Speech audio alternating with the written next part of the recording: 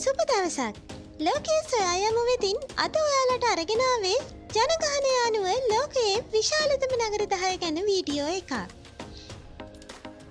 ඉතින් මේ වීඩියෝ එකෙන් වැඩිම ජනගහනයක් ජීවත් වෙන නගර 10 මොනවද? ඒවායේ කොපමණ ජනගහනයක් ජීවත් වෙනවද? ඒවායේ ජනගණත්වය කොහොමද වගේ විශේෂ කරුණු ගොඩක් කතා කරනවා.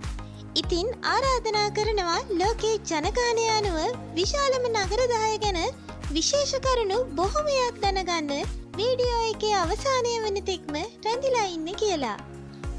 ඒ වගේම ආදරයෙන් මතක් කරනවා මේ වගේ ලෝකයේ විවිධ දේ දැනගන්න ලෝකයේ සොයා යමු අපිව සබ්ස්ක්‍රයිබ් කරලා තියාගන්න කියලා.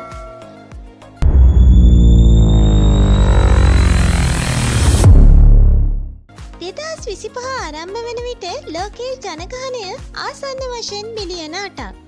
සාමාන්‍යයෙන් ලෝකයේ වැඩිම ජනගහනයක් ජීවත් වෙන රට ලෙස හඳුන්වන්නේ චීනය. නමුත් 2025 වන විට නම් චීනය ඉක්මවා ඉන්දියාව වැඩිම ජනගහනයක් සිටින රට බවට පත් වෙලා තියෙනවා. මේ වෙන විට ඉන්දියාවේ ජනගහනය ආසන්න වශයෙන් බිලියන 1.4ක්. ඉතින් දැන් අපි බලමු ලෝකයේ වැඩිම ජනගහනයක් ජීවත් වෙන නගර 10 මොනවද කියලා. අංක 10. ඔසාකා. ජපානයේ පිහිටා ඇති ඔසාකා නගරයේ ජනගහනය ආසන්න වශයෙන් මිලියන 19ක්. ඒ වගේම මෙහි ජනගණත්වය වර්ග කිලෝමීටරයට පුද්ගලයන් 12000ක් පමණ වෙනවා.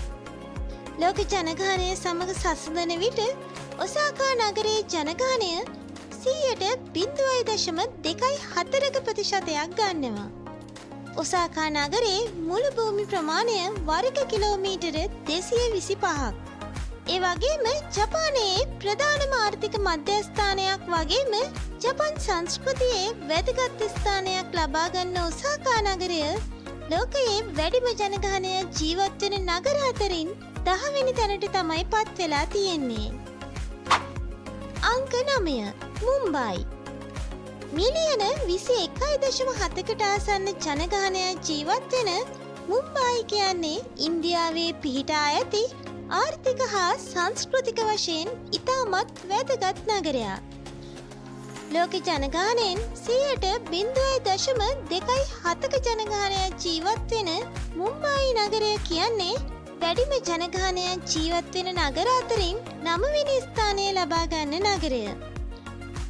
ඉතින් මෙහි ජනගණත්වය වර්ග කිලෝමීටරයට පුද්ගලයන් 32000ක් පමණ වෙනවා. මුම්බයි නගරය කියන්නේ ඉහළ ජනගණත්වයක් පවතින නගරයක්. ඉන්දියාවේ භූමි ප්‍රමාණය අතින් 6 වෙනි ස්ථානය ලබා ගන්න මුම්බයි නගරයේ මුළු භූමි ප්‍රමාණය වර්ග කිලෝමීටර 603ක්. මුම්බයි කියන්නේ මොලිවුඩ් සිනමා කර්මාන්තයෙන් නිවහන ලෙස සැලකෙන ඉන්දියාවේ වාණිජ හා විනෝදාස්වාද නගරයක් ලෙස තමයි බොහෝ දෙනා හඳුන්වනු ලබන්නේ. අංක 8. බීජිං. චීනයේ අගනුවර වෙන බීජිං වල ජනගහනය මිලියන 22.2කට ආසන්නයි. අපේ රටේ ජනගහනයට ආසන්න අගයක් ගන්න බීජිං වල ජනගණත්වය සාමාන්‍යයෙන් වර්ග කිලෝමීටරයට පුද්ගලයන් 1300ක් පමණ වෙනවා. මෙහි භූමි ප්‍රමාණය වර්ග කිලෝමීටර 16410යි. ලෝකයේ භූමි ප්‍රමාණය අතින් දෙවැනියට විශාලම නගරය වෙන බීජිං ජනගහනය අතින් නම් 8 වෙනි ස්ථානය තමයි ලබාගෙන තියෙන්නේ. ඒ වගේම චීනයේ දේශපාලන, සංස්කෘතික හා අධ්‍යාපනික මධ්‍යස්ථානයක් වෙන බීජිං වල ලෝක ජනගහනයෙන් 0.2.7ක ජනගහනයක් ජීවත් වෙනවා. බීජිං කියන්නේ විවිධ සංස්කෘතික අංගයන්ගෙන් සමන්විත පැරණි හා නවීන සංස්කෘතික සම්මිශ්‍රණයක් දැකගත හැකි නගරයක්. අංක 7. මෙක්සිකෝ නගරය. මෙක්සිකෝවේ අගනුවර වගේම විශාලම නගරය වෙන මෙක්සිකෝ නගරයේ ජනගහනය මිලියන 22.5කට ආසන්නයි. භූමි ප්‍රමාණය අතින් වර්ග කිලෝමීටර 1485ක් ගන්න මෙක්සිකෝ නගරයේ ජනගණත්වය වර්ග කිලෝමීටරයට පුද්ගලයන් 6190ක් පමණ වෙනවා. ලෝක ජනගහනයට සාපේක්ෂව 0.2.8ක ජනගහනයක් ජීවත් වෙන මෙක්සිකෝ නගරය කියන්නේ උතුරු ඇමරිකාවේ වඩාත්ම ජනාකීර්ණ නගරයක් වගේම ලෝකයේ වැදගත්ම සංස්කෘතික හා මූල්‍ය මධ්‍යස්ථානයක්ද වෙනවා. අංක 6. කයිරෝ නගරය. ඊජිප්තුවේ කයිරෝ නගරයේ ජනගහනය මිලියන 22.6කට ආසන්නයි. වර්ග කිලෝමීටරයට පුද්ගලයින් 19,000කට වැඩි ජනගණත්වයක් එහි පවතිනවා. අප්‍රිකාවේ විශාලතම නගරවලින් එකක් වෙන ඊජිප්තුවේ අගනුවර සහ විශාලම නගරය වෙන කයිරෝ නගරයේ භූමි ප්‍රමාණය වර්ග කිලෝමීටර 3085ක් පමණ වෙනවා. කයිරෝ නගරය කියන්නේ අරාබි ලෝකයේ සංස්කෘතික හා දේශපාලන මධ්‍යස්ථානයක් ලෙස තමයි සැලකනු ලබන්නේ. ලෝක ජනගහනය සමග සසඳන විට කයිරෝ නගරයේ ජනගහනය 0.2.8ක් වෙන අතරම ලෝක ජනගහනය වැඩිම නගර අතරින් 6 වෙනි ස්ථානයට පත් වෙලා තියෙන්නේ කයිරෝ නගරය. අංක 5. සාවෝ පවුලෝ නගරය. බ්‍රසීලයේ විශාලතම නගරය හා ආර්ථික මධ්‍යස්ථානය වෙන සාවෝ පවුලෝ වල ජනගහනය මිලියන 22.8කට වඩා වැඩි අගයක් තමයි පවතින්නේ. එහි ජනගණත්වය වර්ග කිලෝමීටරයට පුද්ගලයින් 7,200ක් පමණ වෙනවා. දකුණු ඇමරිකාවේ වඩාත්ම ජනාකීර්ණ නගරවලින් එකක් වෙන ලතින් ඇමරිකාවේ ප්‍රධාන මූල්‍ය මධ්‍යස්ථානය වෙන සාවෝ පවුලෝ නගරයේ භූමි ප්‍රමාණය ආසන්න වශයෙන් වර්ග කිලෝමීටර 1,521ක්. විවිධ සංස්කෘතීන්ගෙන් සමන්විත නගරයක් වෙන සාවෝ පවුලෝ ලෝක ජනගහනය වැඩිම නගර අතරින් 5 වෙනි ස්ථානය තමයි ලබා ගන්නේ. ඒ වගේම ලෝක ජනගහනයට සාපේක්ෂව 0.2.9ක ජනගහනයක් තමයි මෙහි ජීවත් වෙන්නේ. අංක 4. ඩකා නගරය. මිලියන 23.9කට ආසන්න ජනගහනයක් ජීවත් වෙන බංගලාදේශයේ ඩකා නගරය ලෝකයේ වැඩිම ජනගහනයක් ජීවත් වෙන නගර අතරින් 4 වෙනි ස්ථානය තමයි ලබා ගන්නේ. මෙහි ජනගණත්වය වර්ග කිලෝමීටරයට පුද්ගලයින් 44,000ක් පමණ වෙනවා. බංගලාදේශයේ අගනුවර සහ විශාලතම නගරය වෙන ඩකා නගරය ලෝකයේ වඩාත්ම ජනාකීර්ණ නගරවලින් එකක් වෙනවා වගේම විවිධ සංස්කෘතීන්ගෙන් සමන්විත ජනතාවක් ජීවත් වෙන නගරයක්ද වෙනවා. මෙහි ජනගහනය ලෝක ජනගහනය සමග සසඳන විට 0.3ක පමණ ප්‍රතිශතයක් ගන්නවා වගේම ඒ ඉතා අධික ජනගණත්වයක් පවතින නගරයක්ද වෙනවා. අංක 3. ෂෙන්හයි.